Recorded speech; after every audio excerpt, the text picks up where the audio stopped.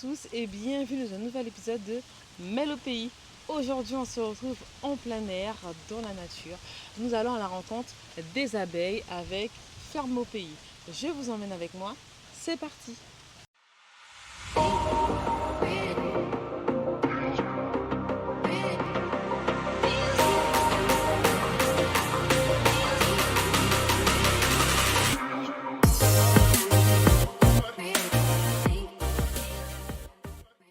Donc là, on s'est habillé.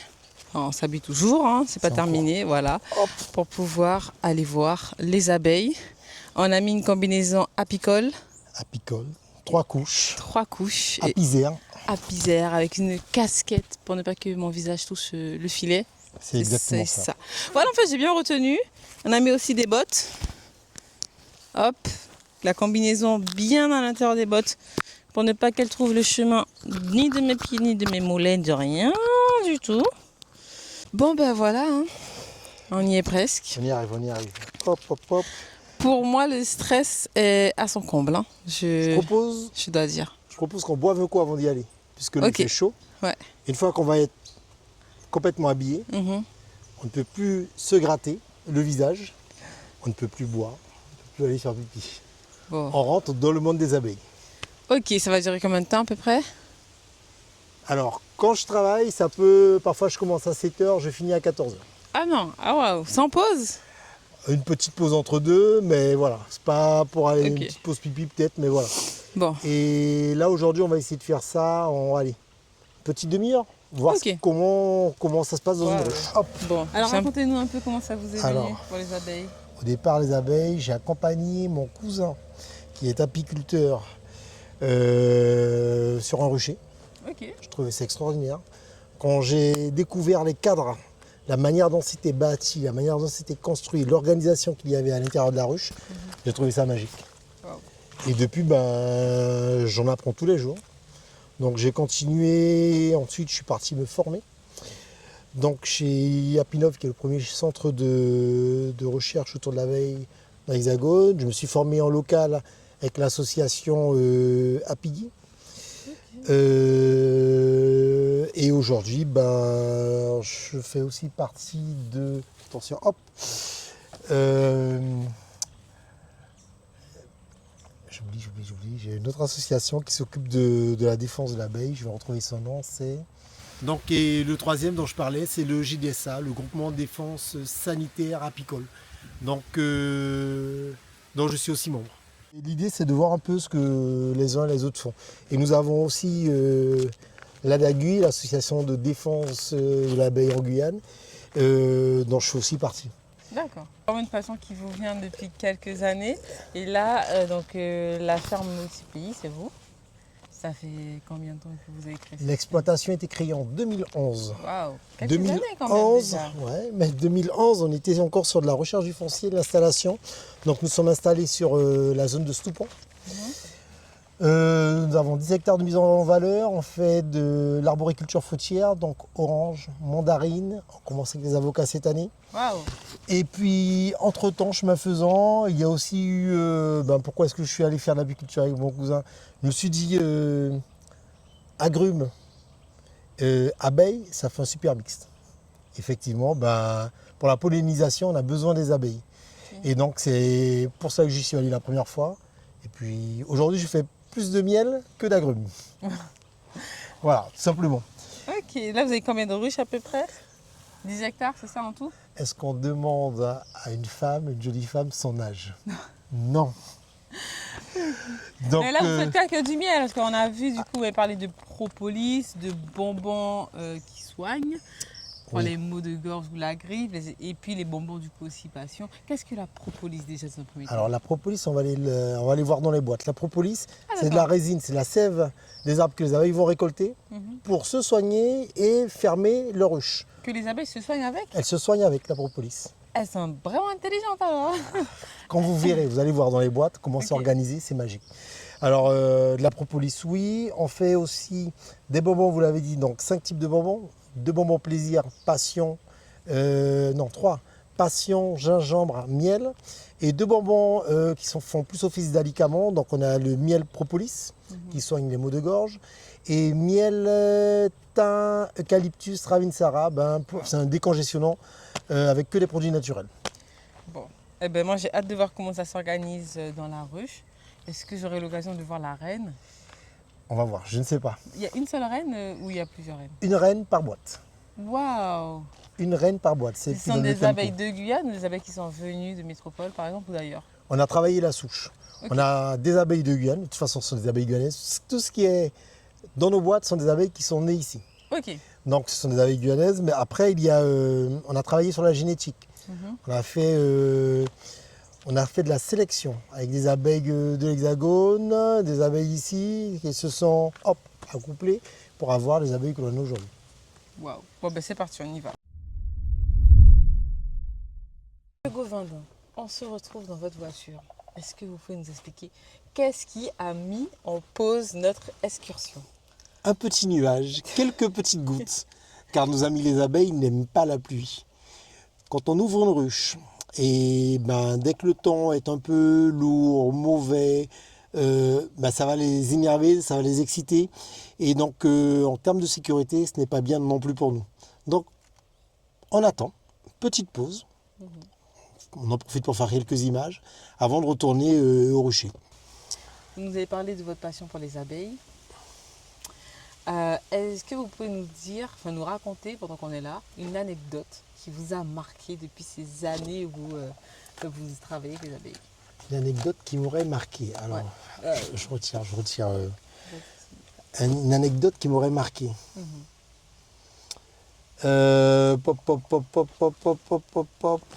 L'anecdote avec ma fille, allez. Ma fille qui est... Alors, comment je vais dire? Attention Léa. Ma fille qui n'aime pas écouter. Voilà. Et plusieurs reprises, Léa, mets ta casquette. Parce qu'elle vient au rocher avec moi. Mets ta casquette. Je vous expliquais tout à l'heure la casquette. La casquette évite effectivement d'avoir le contact du voile avec la peau. Mais oui, papa, mais oui. Léa, mets ta casquette. Oui, papa. Mais c'est un oui, pas les toujours. Soit, l'enfant ne met pas sa casquette. Elle avait quel âge? Léa devait avoir 9-10 ans. Aujourd'hui, elle en a 13. Depuis l'âge de 9-10 ans, elle vient au rocher, même avant. 7, 8, ouais. Elle ne met pas sa casquette.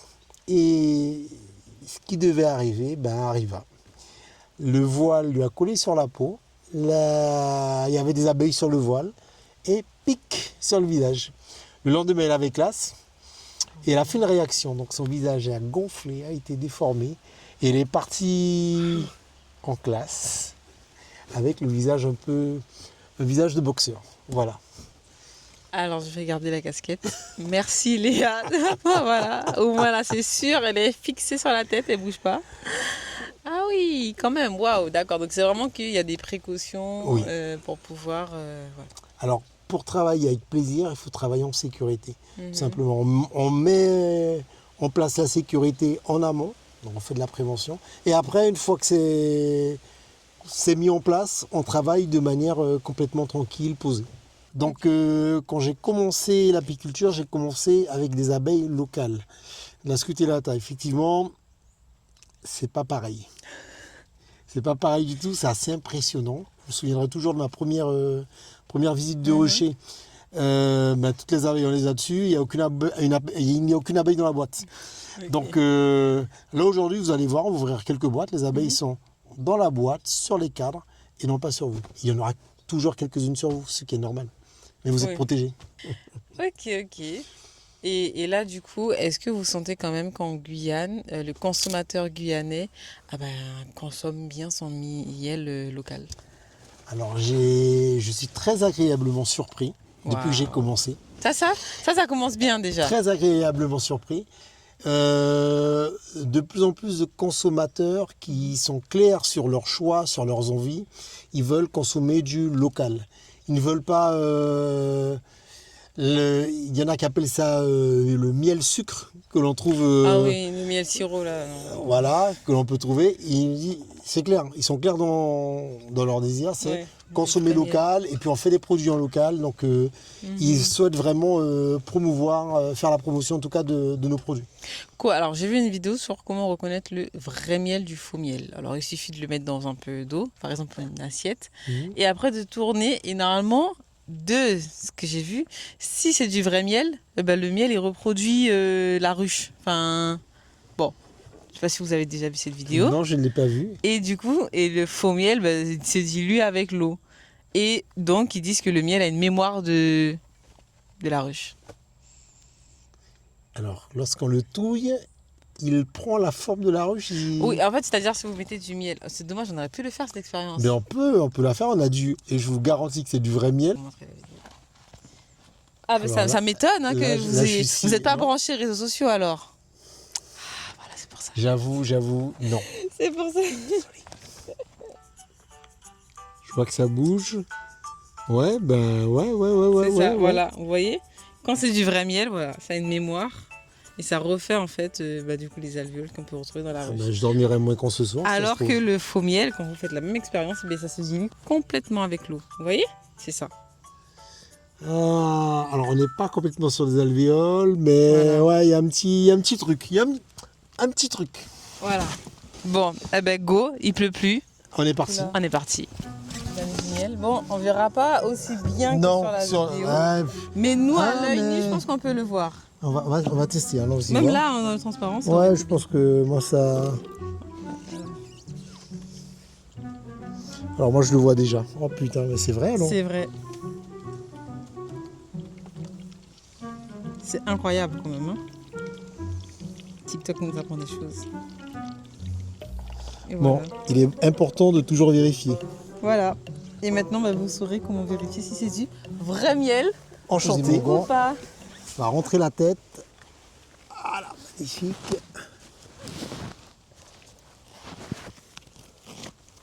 Waouh. Mais là, j'ai quand même un peu peur. Ben non. Tout va bien se passer. Léa, j'ai ma casquette. Ça m'a traumatisé l'histoire de la Alors, elle casquette. va regarder, elle va rigoler. Autre outil. Alors, outil important. Les gants, la combinaison. Les bottes. Autre bottes aussi, mais je connais les apiculteurs qui vont en tatane, sans problème. Si, Quoi? bien sûr. Autre outil important pour l'apiculteur, le lève-cadre, important pour lever les cadres, et l'enfumoir pour faire de la fumée et signaler à nos amis les abeilles que nous arrivons. Hop, proche. Alors,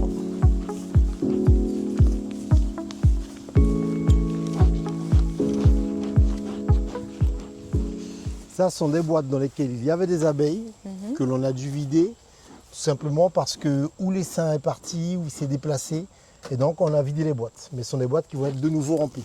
Ok. Donc là, je vais mettre, hop, mon voile, moi aussi.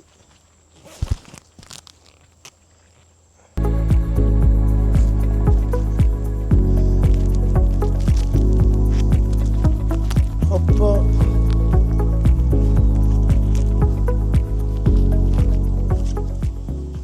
Ah mais mince, J'ai pas de casquette, vous. j'ai pas pris de casquette, c'est pas bien. C'est pas Vous bien. allez avoir, du coup, la tête d'un boxeur après. Faites ce que je dis, faites pas ce que je fais. Alors, Alors, première chose, on va signaler à nos amis que nous sommes là. Donc nous allons enfumer la porte. À la porte, on leur signale.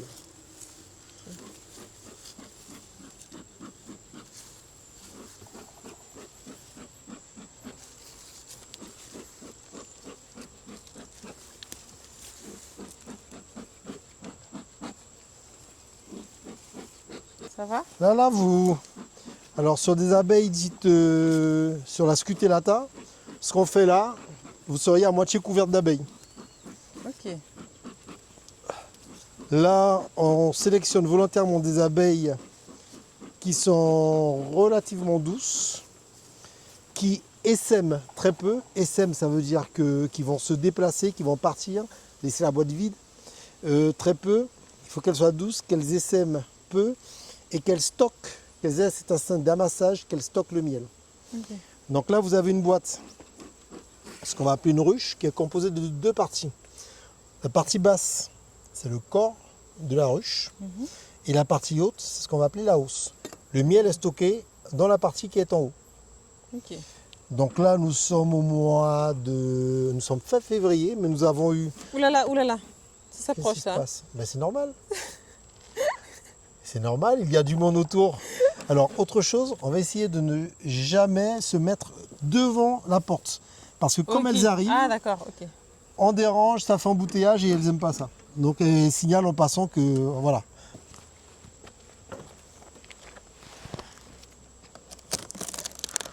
Wow. Donc là, on va voir ce que nous avons dans la boîte. Qu'avons-nous dans la boîte? En principe, en cette saison, il ne devrait pas y avoir trop de miel. Mais comme nous avons eu relativement beau temps, ben, qu'est-ce qui s'est passé? Ben, on a du miel. Donc je vais vous prendre un cadre bien plein, qui n'est pas encore operculé. Mais un cadre avec du miel, au hasard, au hasard. Allez, celui-là, il doit en avoir. Mais du coup, quand vous récupérez les 4, vous les emmenez directement pour récupérer le miel. On va partir à la miellerie avec le cadre. Wow. Alors, non, il y a des abeilles, il y a des toutes petites gouttes de miel. Parce qu'on les dérange, mine de rien. Là, vous n'avez pas beaucoup de miel. Alors, je vais essayer d'en trouver un avec un peu plus de miel.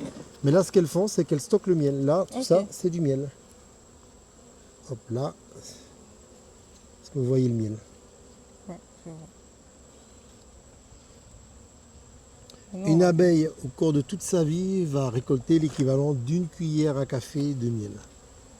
Et là, elle n'est pas là, la reine. Hein. Non, la reine, elle va être dans ce qu'on appelle le corps de ruche, en bas. Ah, elle est jamais là? Ah, Non, ouais. puisqu'entre les deux, on a mis ce qu'on appelle une grille à reine. On peut regarder au fond, la grille à reine, c'est ce qui va permettre aux ouvrières de passer, de circuler, et pas la reine. Pourquoi? Parce que dans l'idée, il faut que si la reine elle reste passe, elle va nous mettre des œufs au milieu du miel. C'est pas ce qu'on veut. Ah, ok. Bien. Ah oui, il y a plus de miel. Voilà, là, hop, quand je fais ça, donc là, là, voilà, vous avez du miel. Wow. Ok. Mais tout à l'heure, vous m'avez dit que tout est gardé dans la ruche. Alors, la cire, cette cire-là, lorsqu'on va désoperculer, je vais vous montrer un cadre operculé tout à l'heure. Alors, ce qui se passe, c'est que les abeilles mettent le miel à l'intérieur des alvéoles et elles vont ventiler pour retirer toute l'humidité qu'il y a dans le miel. Ah, carrément. Voilà. Et une fois qu'il y a quasiment plus d'humidité dans le miel, qu'est-ce qu'elles vont faire? Elles vont operculer chacune des alvéoles avec un bouchon de cire. Ce qui va maintenir le miel quasiment ad vitam aeternam. Le miel il pourra rester, il pourra être consommé. J'espère qu'il n'y a pas de trou dans la combinaison. Alors, une petite piqûre de temps en temps, Non, non. c'est aussi bon pour le cœur. Ah bon? Bien sûr. Pas Alors, donné, hein. on va voir ce qu'on trouve là, ici. Alors, dans les merveilles que nous avons, il y a une super cohabitation. Là c'est trop. Là, je peux pas, je vous Mais jure. il faut se Je rapprocher. vous jure. Elle cohabite vraiment très bien. Je vais la mettre de côté. Ah non, vous Faut savez. pas là- bouger, je vais la mettre de côté. Là, j'ai mise de côté, mais d'ici à ce soir, elle est revenue. Alors là, ce que je fais, Wow, volontairement, c'est de la cire que je gratte sur la tête des cadres et que je garde. Donc à un moment ou à un autre, je vais passer, je vais récupérer tout ça pour en faire des bougies. Waouh, ok. Puisque voilà, on utilise aussi, tout est bon comme je disais tout à l'heure dans la ruche.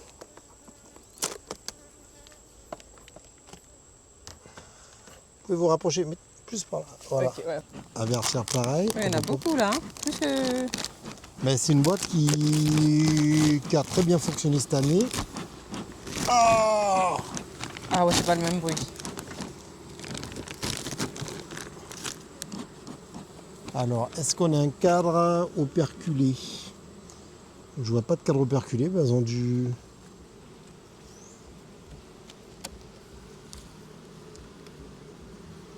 Ça bourdonne bien. Waouh. Pareil, vous voyez le miel? Ah oui, là il y a du miel. Hein. Ouais. Voilà. Ok. Donc là, en cette saison, c'est du miel qu'on va leur laisser. Est-ce que ça se mange la cire d'abeille? Alors ça se mâche, ça ne se mange pas. Ok, ça se mâche. Je vous ai présenté les petites boîtes rondes là tout à l'heure. Vous avez en local, on appelle ça des cassaves à miel. Eh ben voilà, l'opercule c'est ça. Elle recouvre avec un bouchon de cire. Vous avez du miel à l'intérieur. Si je l'ouvre, regardez, ça en sort du miel. Voilà. Waouh, impressionnant quand même. Oui, et donc du coup, quand vous savez qu'il y a l'opercule, c'est sûr que c'est plein. C'est plein et il est temps de retirer. Généralement au mois de. Alors chez nous, c'est au mois de septembre, octobre, novembre qu'on va récolter le miel. La période de récolte, c'est on vient, on retire, on peut aller jusqu'à. Là, c'est une hausse. Quand la hausse elle est à 70%, le miel il est operculé, on va rajouter une autre hausse. Ok. Une troisième, puis une quatrième. Cette année, nous sommes allés jusqu'à 4 voire 5 hausses sur certaines boîtes. Waouh. Voilà. Et là, du coup, les abeilles, elles font le miel avec les plantes qui est autour. Hein. C'est ça. Donc, Elles peuvent aller sur quel rayon en termes de mètres? Alors, en 2 à 3 km de rayon pour s'alimenter, pour aller butiner les fleurs. Okay. C'est 2-3 km de rayon le champ d'action d'une abeille. Mais c'est pas possible, par exemple, parce que là, on est quand même dans un endroit où il y a peut-être pas très loin des habitations, qu'elles aillent créer des propres ruches dans des habitations. Non, il n'y a pas de reine. On est sur des abeilles, comme je vous ai dit, c'est une spécificité, qui ont très peu l'instinct d'essaimage. Okay. Donc, qui restent. On a des abeilles, certaines boîtes, on a la même reine depuis 3-4 ans. Waouh, ah oui, fidèle. Ah, voilà. Donc, okay. Non. Après, les habitations, il n'y en a pas tant que ça, tout autour. Et sur les autres rochers, on privilégie des sites éloignés. Ouais. Sur Soupon, il n'y a rien, c'est que de la savane. On va placer nos rochers en fonction du type de miel qu'on veut avoir. Ou du miel de savane, du miel de paille étuvier ou du miel de forêt. Voilà. Et donc le goût change vraiment de l'emplacement, forcément. Le goût change, la couleur va changer, puisque ce ne sont pas les mêmes fleurs que l'on aura. Ah. Le goût, la couleur,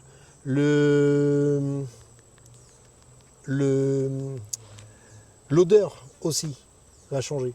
Notre miel qui a été médaillé d'argent au concours des miels de France, c'est du miel de savane. Wow. Voilà, ça a plu au niveau national et donc nous avons obtenu une médaille d'argent pour notre miel de savane. Félicitations. Merci. Alors là, vous allez du coup pour l'année prochaine même concourir encore? Oui, l'idée c'est, on va continuer. Là, on a proposé 2 types de miel en sachant que cette année, on a eu quand même pas mal d'eau. Et donc, en Guyane, on a environ 95% d'humidité dans l'air, 90-95% d'humidité dans l'air.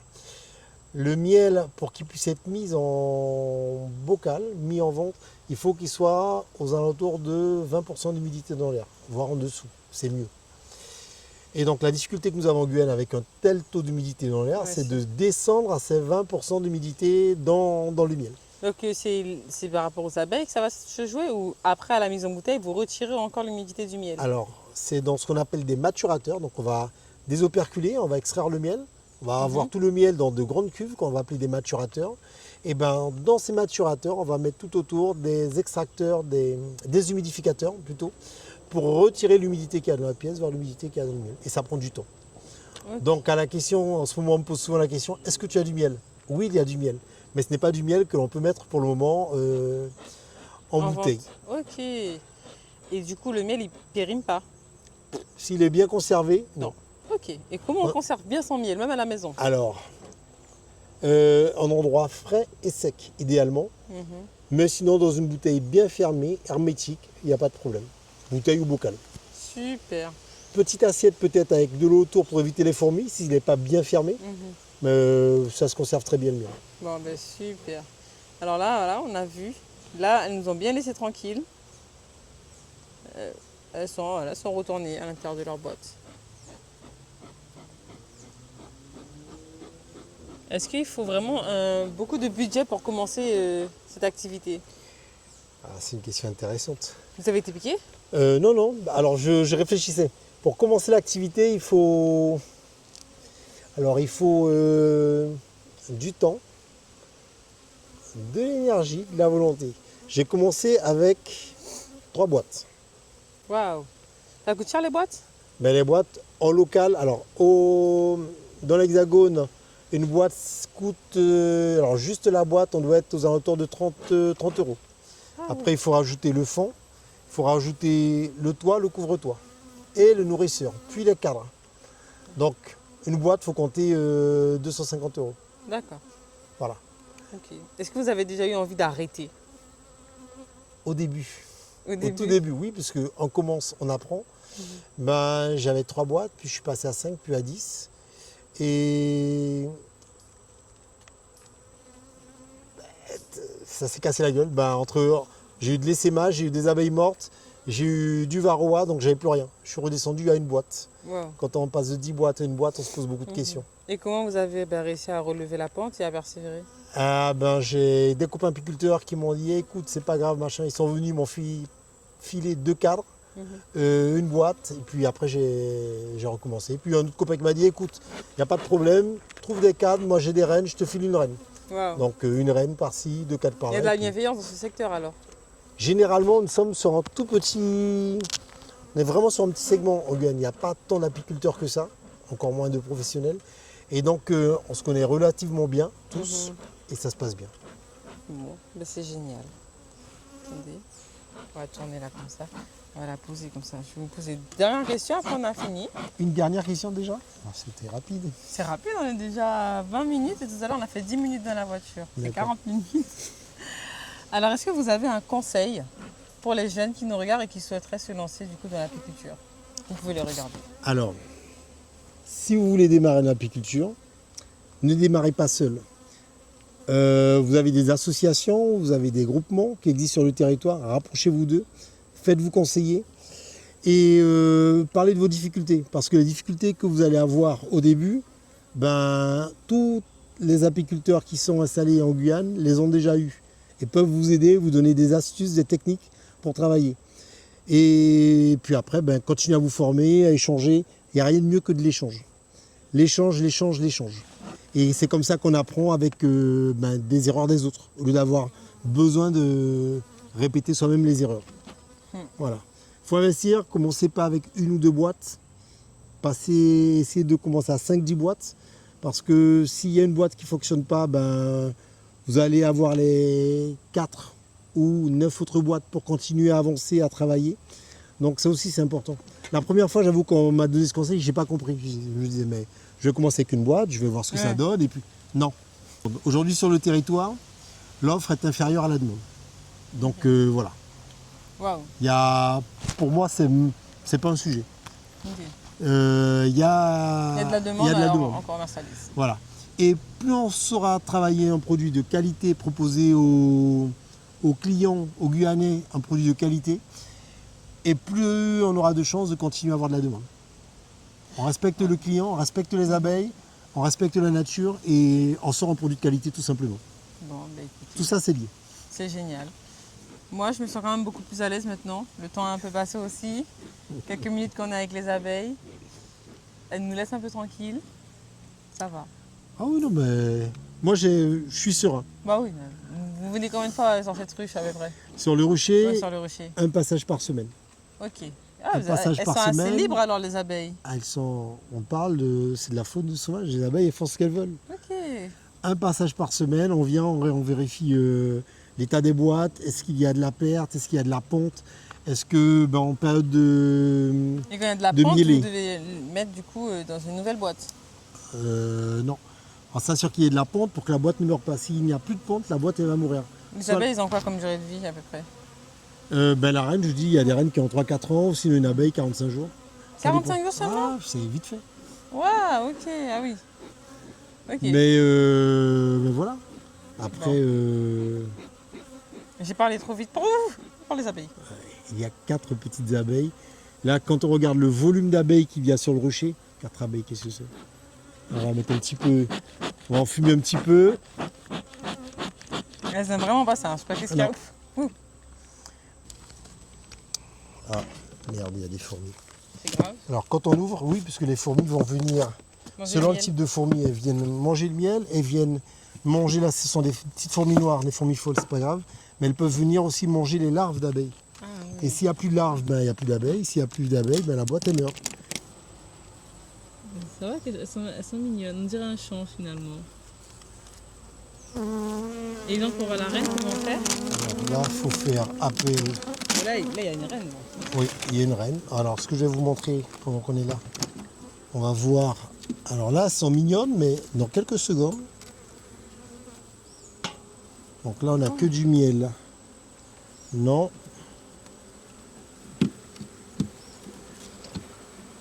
Là, on va avoir du son, là, bientôt. Oui, ça commence. Là, c'est que du miel, pareil, pas de reine.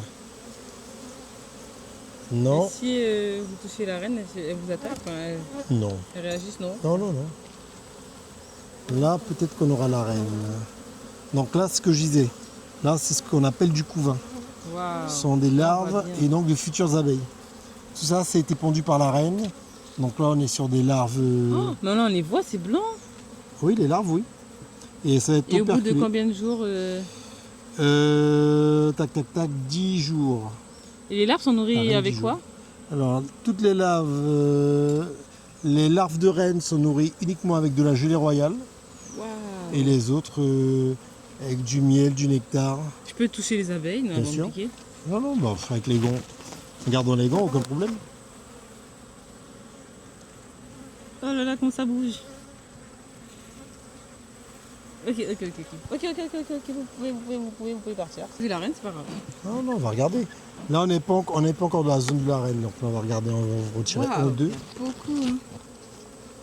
Il y a tout ça de larves. Ben, le travail de la reine, toute sa vie, c'est de pondre. Pondre. À quoi on connaît la reine? La reine, celle qui a. Alors, je vais essayer de faire du politiquement correct, puisque nous sommes filmés. Elle est noire, non? Le plus gros abdomen. D'accord. Le plus gros abdomen, c'est la reine. Alors, celle-là, je crois que c'est une reine de l'année. Elle n'a pas été marquée. Mais généralement, on les marque. On les marque d'un point. Oh là là, pourquoi elle s'énerve d'un coup là? Ben parce qu'il fait frais, il y a du vent qui passe, elles n'aiment pas ça. Alors, tac, tac, tac, est-ce que tu es là, ma chérie? Ah, elle est là. Je l'ai vue, c'est pas elle? C'est elle, bien vu! Ouais. Magnifique! Alors, la reine, elle est là. Tout gros abdomen, toute jaune, magnifique. Est-ce que je suis pas trop forte? Incroyable! Eh ben, je suis contente de Future la voir. apicultrice. Ah, écoutez, pourquoi pas. Voilà. Bon, toujours avec faire mon pays. Hein. Incroyable, je l'ai trouvé tout de suite, vous avez vu? Ouais, J'ai l'œil. je reconnais. Donc là, elle fait que ça, elle pond. Elle est là pour pondre. Et donc, celle-là, elle n'est pas marquée. On va la marquer. Je vais me mettre un petit post-it. Elles sont nourries avec quoi? J'ai oublié déjà. Alors, on va aller dans le La dernier cire? cadre. Non, non, surtout pas. La cire ne sert qu'à bâtir. Ah, ok. Alors, on va aller dans le dernier cadre et vous allez voir du pain d'abeille. Alors, le dernier, c'est souvent celui-là. Vous allez avoir du nectar. Vous allez avoir... Les nectars. Et nous, on ne peut pas consommer le nectar. Bien sûr que si, se consomme. On consomme tout ce que les abeilles consomment, produits, on le consomme. On consomme le nectar, on consomme la gelée royale. On va consommer Comment on le trouve, le nectar, alors? le pollen. Mais le nectar, c'est ce qu'elles vont retirer de suite. Hop. Alors, on va voir. Est-ce qu'on a du pollen? On a très peu de pollen. J'en vois pas là. Non, là, elles sont en train de manger le stock. Elles sont en train de finir le stock. Donc, on n'a pas de pollen là. Je vais essayer de voir si on trouve du pollen un peu plus loin. Je crois que là, j'étais en train de faire embouteillage, j'en avais plein sur moi. Hop. Alors, ce que je vais vous montrer, la propolis. Ah oui, la propolis dont on a parlé. Alors là, je ne sais pas si vous voyez tout au fond. Cette résine noire qu'elles utilisent pour boucher la grille. Ouais, pourquoi vous ça? Mais parce qu'apparemment, pour elles, en termes de ventilation, il y a trop d'air. Et donc, elles vont boucher avec de la propolis. Et donc, c'est cette propolis-là qu'à un moment ou un autre, on va récolter. C'est quoi ça? C'est fait de quoi, la propolis? Du miel? C'est de la résine qu'elles vont aller récupérer sur les arbres. Ah, sur les arbres? Ah ouais, c'est vraiment intelligente, hein? Ah. Non, C'est bon pour la santé? La propolis, oui, on soigne avec la propolis. Ah ouais? Alors, une des propolis qui est dans les vertus sont reconnues, c'est la propolis verte du Brésil. Elle a des vertus qui sont reconnues, y compris par le corps médical. Waouh, super. Donc, hop, petite boîte. Hop, on remet tout le monde à sa place.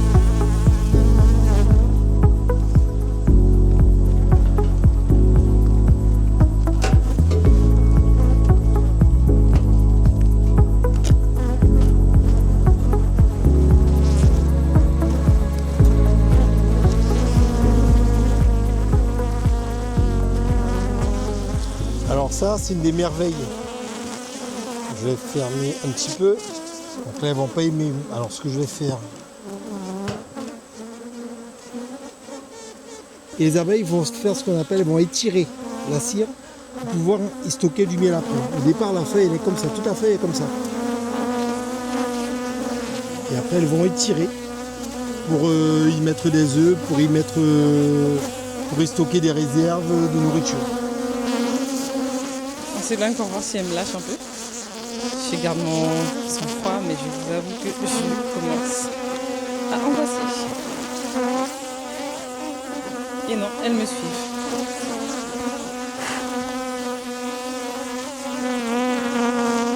Mais c'est vraiment quand même une expérience pour moi qu'on est vraiment bien protégée. Ça prouve quand même que la combinaison sert bien à quelque chose. Il faut savoir que Mélissa, ça signifie miel en grec et en latin, ça signifie abeille. D'accord. Voilà. Donc c'est pour ça qu'elles sont autour de vous, tout simplement. C'est pour ça T'as pas qu'elles sont cherché voilà, autour de moi. Bon, ah ben, écoutez, merci beaucoup de me permettre de vivre cette expérience qui me permet de sortir de ma zone de confort et que je trouve malgré tout incroyable, réellement. Parce que j'avoue que c'est pas anodin, on fait pas. Voilà, je pense que je ne l'aurais pas fait si c'était pas pour l'émission, donc merci encore à vous. J'ai pu apprendre l'univers des abeilles, votre univers, celui du miel. Et donc moi j'en ressors en tout cas très contente. J'ai pu aussi vous apprendre quelque chose. Bien sûr. Voilà. Je sais dorénavant comment est-ce qu'on reconnaît du vrai miel, du faux miel. Mais en même temps, est-ce que j'en ai vraiment besoin? Bah, non, vous. Parce que je suppose que vous n'achetez plus de miel. On n'achète plus de miel à la maison, dans la famille, pourtant la famille est grande. On consomme tous du miel ferme au pays, tout simplement. Et alors, où est-ce qu'on peut retrouver vos produits ferme au pays? Alors, les produits ferme au pays, à ce jour, on les retrouve chez Candium, à Centre commercial, Carrefour. Matoury? Non, celui de Montjoly. Montjoly. Montjoly. Carrefour Market. Carrefour Market, voilà. Candium, Carrefour Market. Hein. Candium, Carrefour Market. Oressence, route de Montabo. Ok. Et très bientôt sur le site internet www.fermeaupays.com. Et ben voilà, vous avez toutes les informations. Et vous pouvez surtout, je pense, commander aussi via les réseaux sociaux. Bien sûr. Donc voilà, Ferme au pays. Et merci à vous. Merci.